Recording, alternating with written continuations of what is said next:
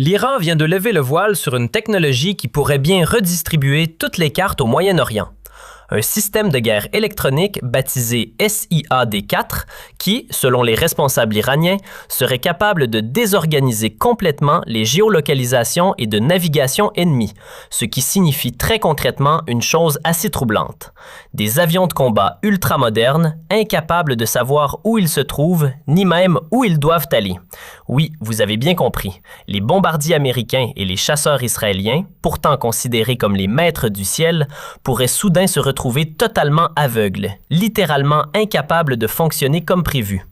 La révélation a été faite via la télévision d'État iranienne dans une mise en scène soigneusement contrôlée. Et bien sûr, pour des raisons de sécurité, seul un modèle a été présenté au public. Mais malgré cela, le message transmis était d'une clarté absolue. L'industrie de défense iranienne continue de progresser.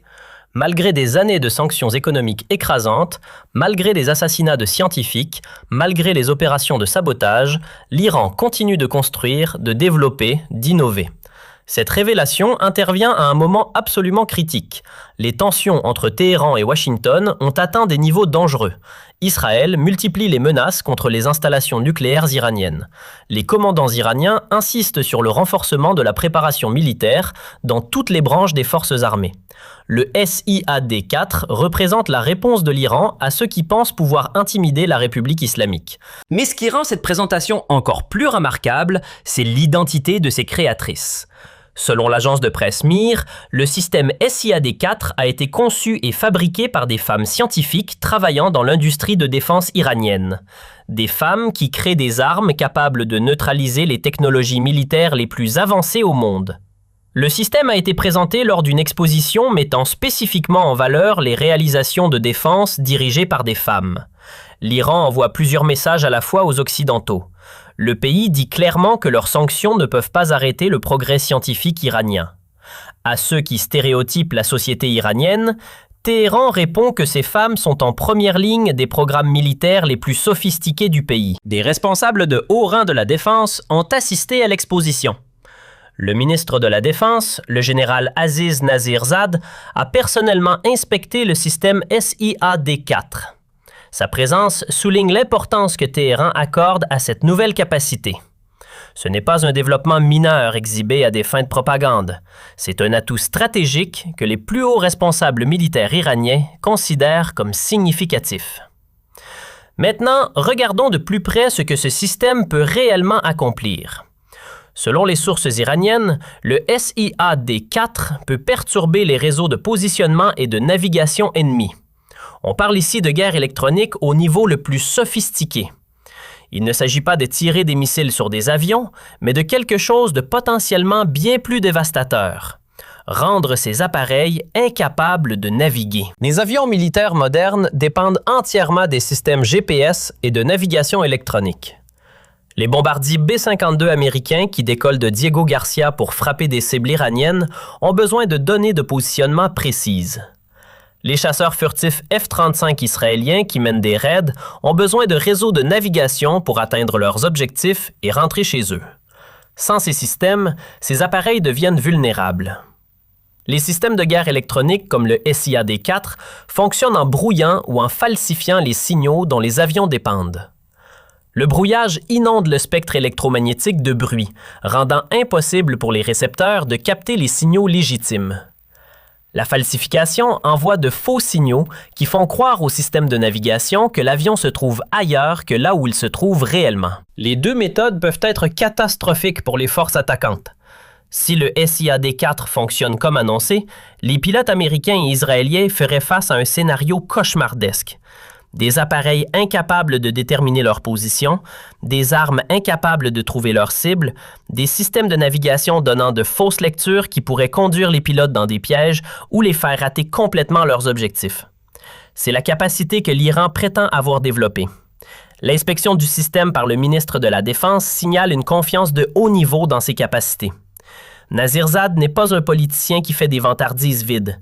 C'est un professionnel militaire responsable de la défense de l'Iran. Son inspection du SIAD-4 suggère que le commandement militaire iranien croit que ce système fonctionne réellement. Le format même de l'exposition était significatif.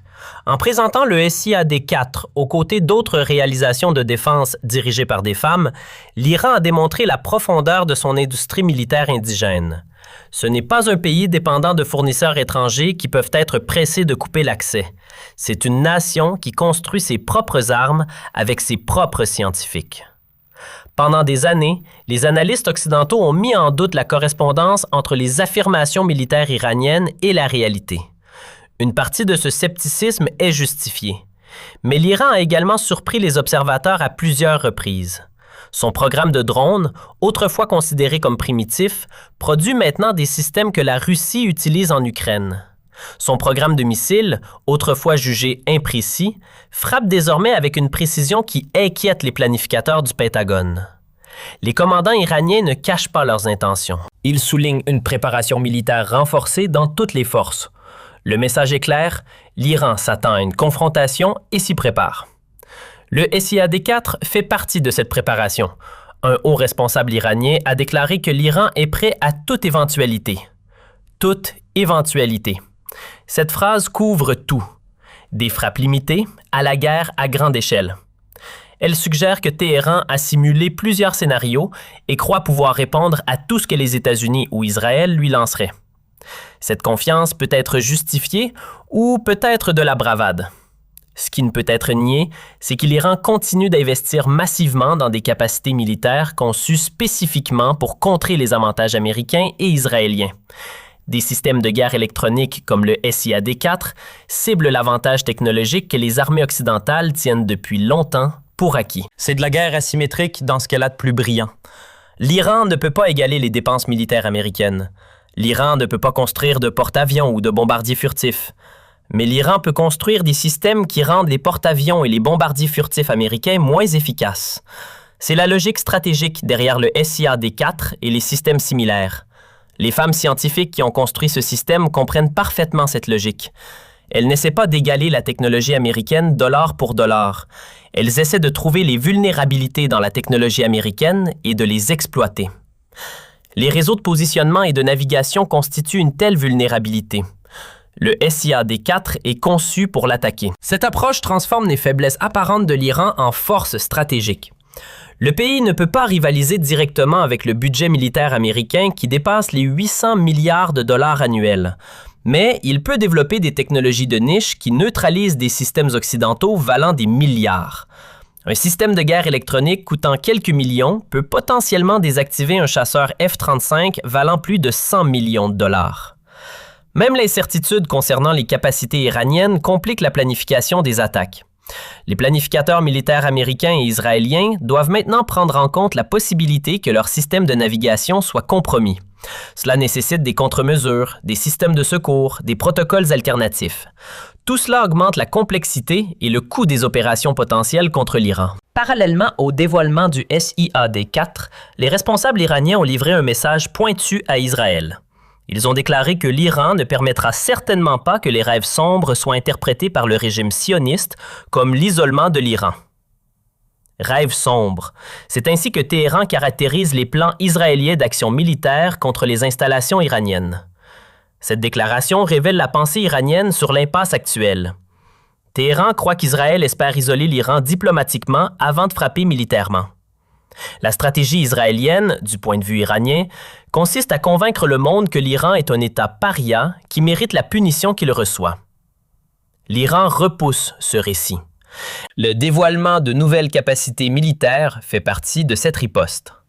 La sensibilisation diplomatique envers la Russie, la Chine et d'autres nations désireuses de maintenir des relations avec Téhéran également.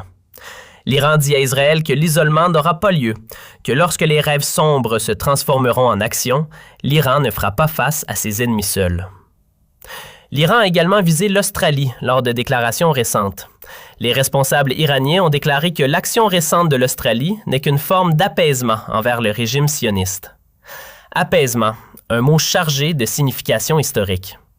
Un mot conçu pour évoquer des souvenirs de tentatives ratées de satisfaire des puissances agressives. Téhéran a invité tous les pays à être vigilants concernant les actions du régime sioniste visant à saper les relations amicales de l'Iran avec d'autres pays.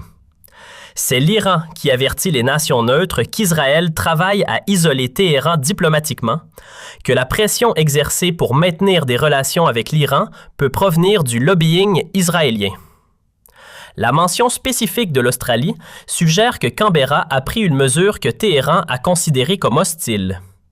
Quelle que soit cette action, l'Iran la considère non pas comme une décision australienne indépendante, mais comme une soumission à la pression israélienne. Le message aux autres nations est clair. Ne suivez pas l'exemple de l'Australie. Maintenez votre indépendance vis-à-vis de l'influence israélienne. Mais la critique la plus cinglante a été réservée à l'Europe. Les responsables iraniens ont rejeté les efforts diplomatiques européens avec mépris. Lorsque les négociations sont mentionnées, ils ont noté que la partie européenne souligne que l'Iran devrait aller parler à l'Amérique. Cela montre qu'elle ne croit pas pouvoir jouer un rôle indépendant, responsable et efficace dans un processus diplomatique.